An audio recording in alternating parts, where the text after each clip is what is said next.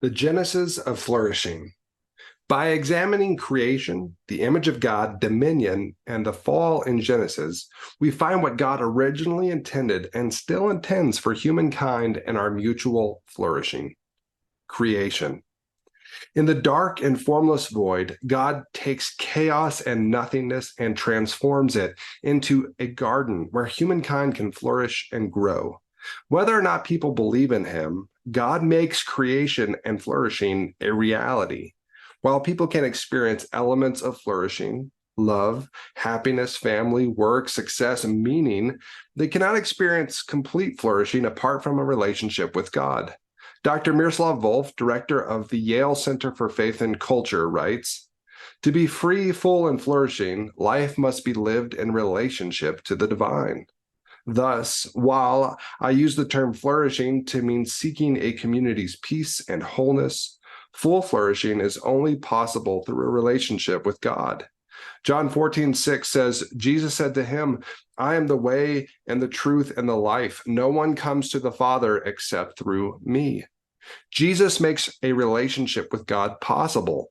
Thus, along with caring for their communities, believers should seek their ultimate flourishing by sharing Jesus. Image of God. In Genesis 1:26a, God made people in his image, the imago Dei.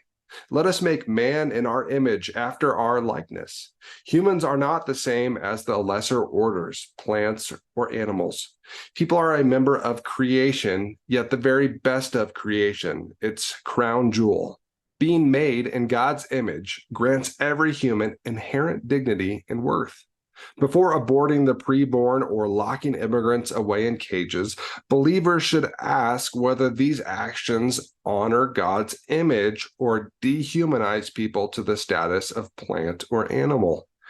When people value God's image in each other, they not only honor God, but cultivate human flourishing and the common good. The Hebrew word for image can elsewhere mean idol. Idol worship inhibits a flourishing relationship with God. Ironically, when people make idols, they dishonor the idols God has already made. People, God's only authorized idols. To make something less than a living, breathing idol of the living God mischaracterizes God and distorts creation. Much of political folly stems from idolatry. It is idolatry when one group of people treats those like them as more valuable than others. Partisan politics leverage affinity groups against each other through us versus them rhetoric. Whenever a general sense of civic pride turns into a complete commitment to a candidate, party, or nation at the cost of human dignity or the welfare of others, it is idolatry and mars God's image. Jesus used the doctrine of the image of God to navigate politics. When the Pharisees tried to entrap him into endorsing Caesar's taxes, he requested a Roman coin. He asked, "Whose likeness and inscription is this?" The Greek word for likeness is icon and means a material image, likeness, effigy. Jesus' question then is, whose idol is on this coin? When they identify the image as Caesar's, Jesus says, "Therefore render to Caesar the things that are Caesar's, and to God the things that are God's." While Caesar's coins belong to him, God made all people in his image, and so all belong to God. Dr. James Skillen, founding director of the Center for Public Justice, explains how Jesus subordinates Caesar. When Jesus explained that the coin could serve its legitimate purpose in making a tax payment, he was subtly demoting Caesar from his position of pretended divinity to the position of a mere servant, one who has authority to claim a tax payment, but not to demand everything from the people. Only God may lay claim to human beings in their entirety. Caesar may legitimately collect taxes in order to exercise his responsibilities as a public servant under God, but he too owes everything, including his governing responsibility, to God. While Jesus has granted Caesar limited authority, he has affirmed God's greater lordship over all things. The doctrine of the image of God supersedes all earthly laws and leaders, and as Jesus models, ought to be a foundation for Christian political engagement. Before supporting a party or candidate, believers need to ask, how does this candidate and their positions personally and systemically treat people? If a candidate honors the dignity of one group while attacking another, they do not value God's image and are idolatrous.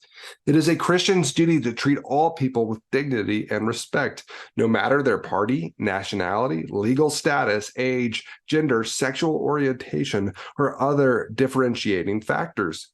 When believers encounter politicians or laws that distort the image of God, even among those they voted for, they should critique their actions and reorient them to treating God's image with respect. Dominion.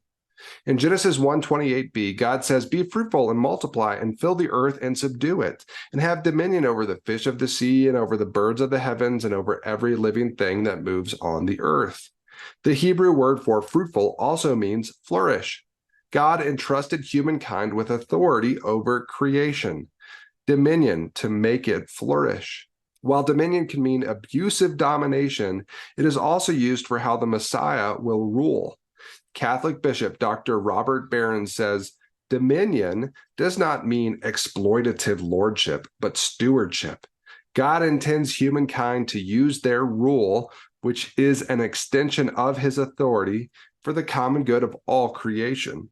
Genesis 1:28 is a common good mandate, which is inherently social political.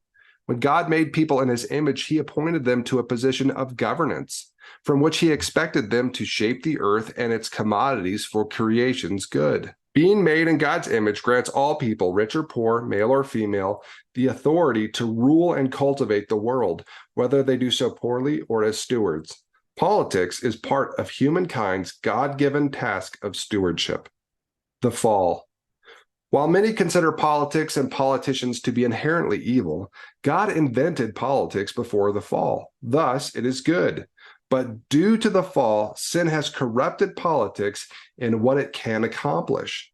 Dr. Bruce Fields of Trinity Evangelical Divinity School writes, "Thus, after the fall, the political realm became distorted like many other good elements of creation.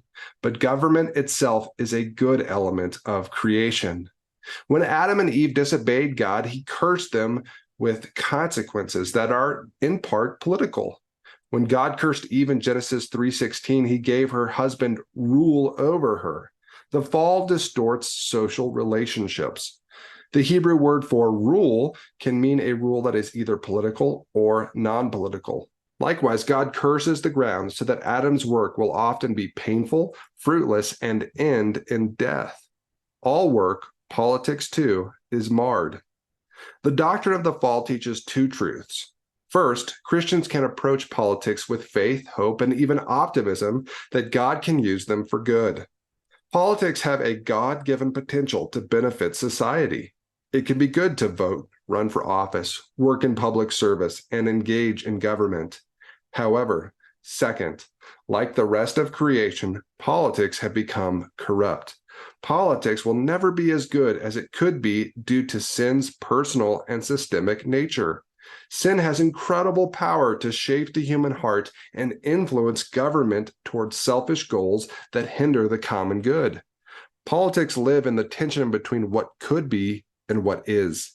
Believers may strive for justice and change only to experience setbacks.